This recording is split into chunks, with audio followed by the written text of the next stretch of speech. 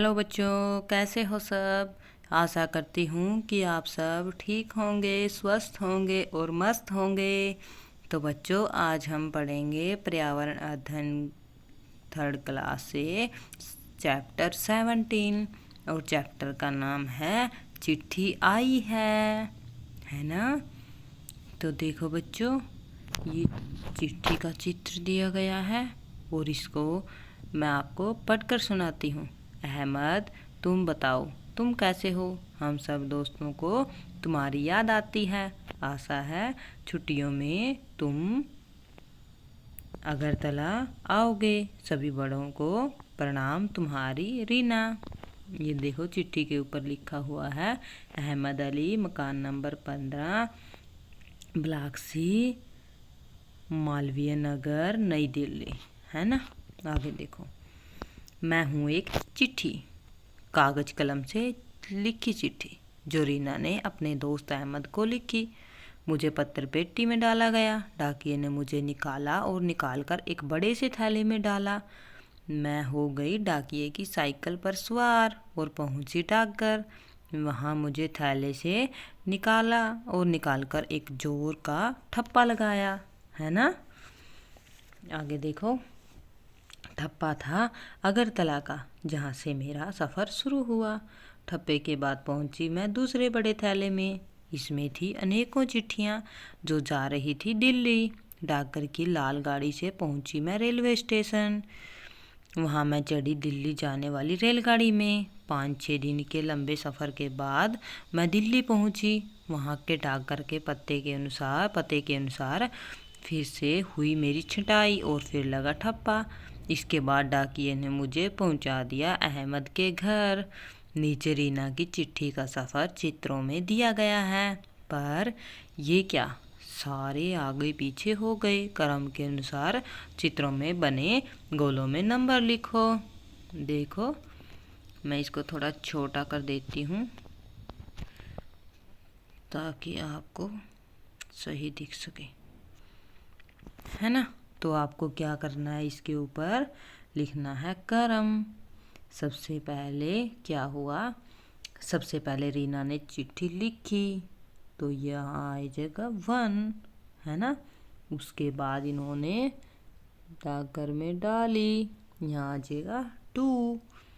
उसके बाद क्या किया, बताओ बच्चों, क्या किया। डाकिये ने चिट्ठी निकाली, है ना, और उसके बाद लगाया गया उसके ऊपर ठप्पा, है ना। और उसके बाद उसे दिल्ली पहुंचाया गया, है ना।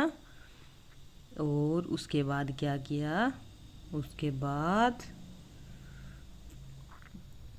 ये यहाँ से चली और उसके बाद डाकिये ने निकाला और फिर क्या हुआ, फिर ये अहमद के घर पहुंच गई, है ना। तो देखो, ये हमने इसको क्रम में लिख दिया। आगे देखते हैं। एक चिट्ठी रीना ने अहमद को लिखी। अब एक चिट्ठी तुम अपनी कक्षा में किसी दोस्त को लिखो। चिट्ठी के ऊपर दोस्त का नाम ज़रूर लिखना।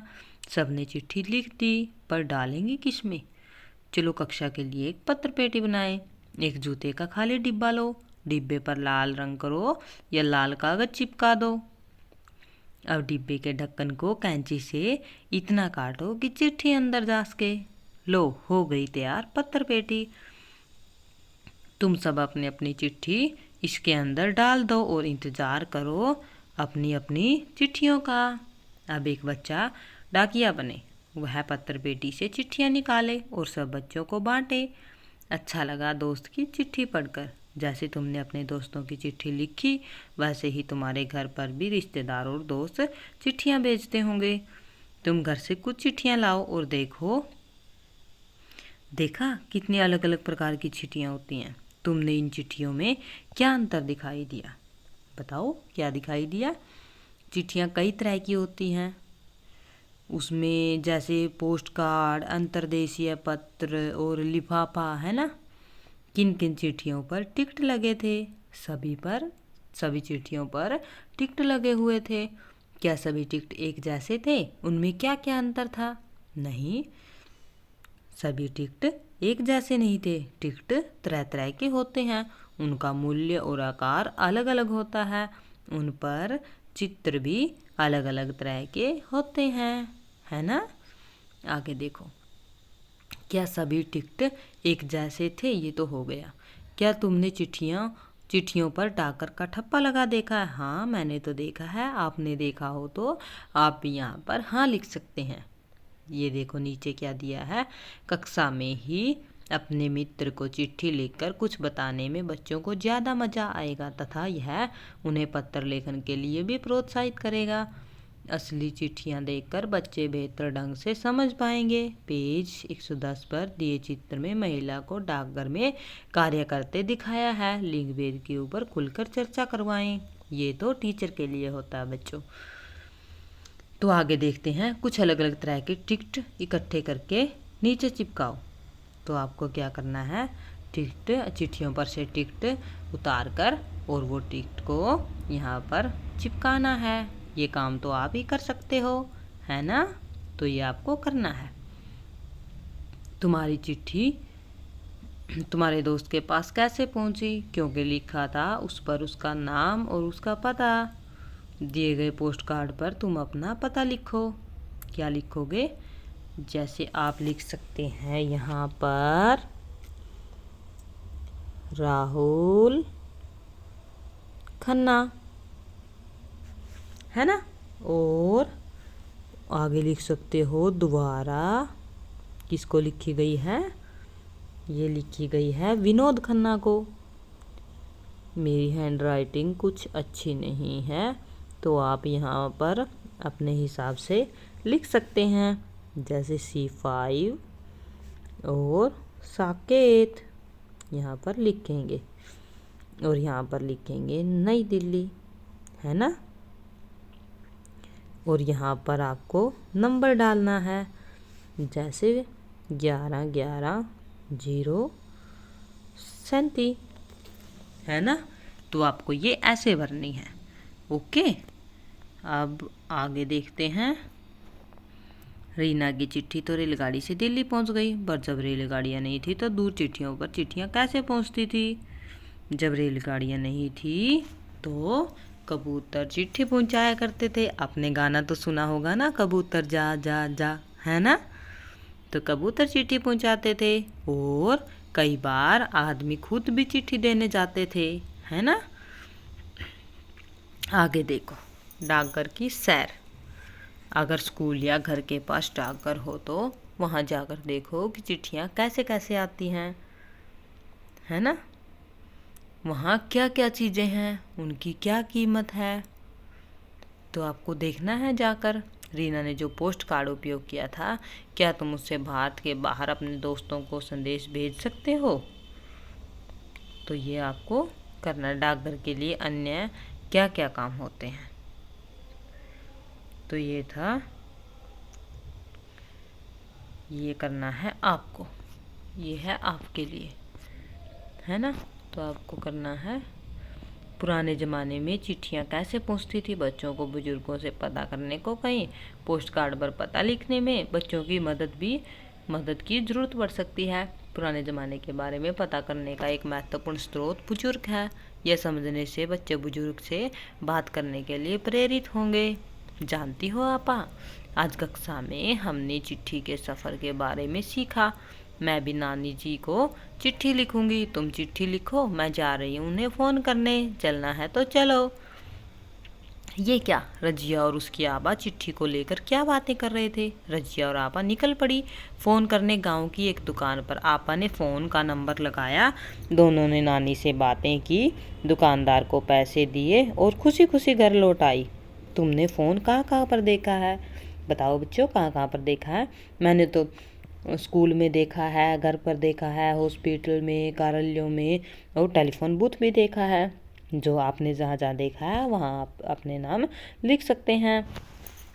तुम फ़ोन पर किस किस से बातें करते हो? मैं तो फ़ोन पर अपने दोस्तों रिश्तेदारों से खूब बातें करती हूँ, है ना। तुम्हें चिट्ठी लिखना या फ़ोन करना दोनों में से क्या ज़्यादा पसंद है? मुझे तो फ़ोन करना पसंद है। आपको जो पसंद है वो आप यहाँ पर लिख सकते हैं। जेंडर भेद पर बातचीत करवाएं तथा इनसे जुड़े मुद्दों पर चर्चा करें, जैसे टेक्नोलॉजी, विभिन्न विषय में जुड़े जेंडर भेद। फ़ोन भी अलग अलग तरह के होते हैं। तुमने जो फ़ोन देखे हैं उनका चित्र बनाओ। तो ये काम तो आप खुद ही करेंगे और आप यहाँ पर फ़ोन का चित्र बनाएंगे। आगे देखते हैं इन टेलीफोन से क्या क्या काम हो सकते हैं, तो आपको वो भी लिखने हैं, है ना। अपना फ़ोन बनाओ। इसके लिए चाहिए 2 माचिस की खाली डिब्बियाँ या आइसक्रीम के कप और धागा। दोनों माचिस की डिब्बियों में छेद करो। एक डिब्बी के छेद में से धागा निकालकर गांठ बांध दो। धागे का दूसरा सिरा दूसरे डिब्बी के छेद में निकालकर गांठ बांधो। बन गया तुम्हारा अपना फ़ोन।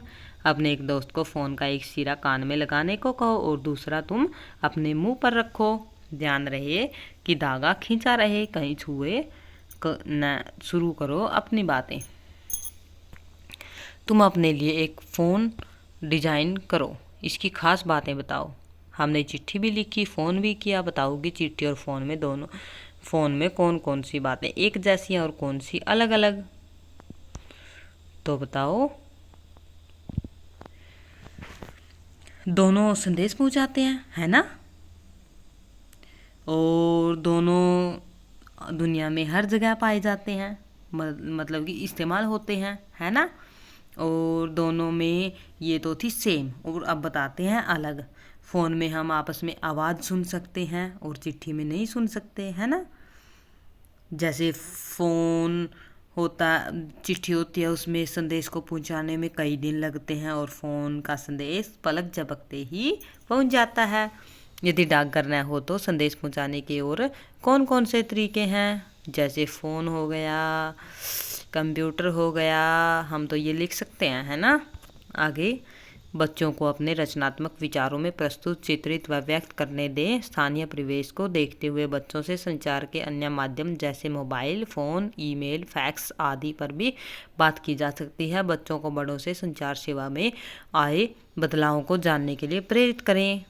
और ये है साइट, वेब लिंक, और ये है साइट, इसका प्रयोग कर सकते हैं। तो बच्चों, ये था हमारा आज का टॉपिक, चिट्ठी आई है। तो आपको टॉपिक पढ़ने में मज़ा आया ना, है ना इंटरेस्टिंग ये। ओके, तो अब चलते हैं बच्चों। ओके, बाय बच्चों।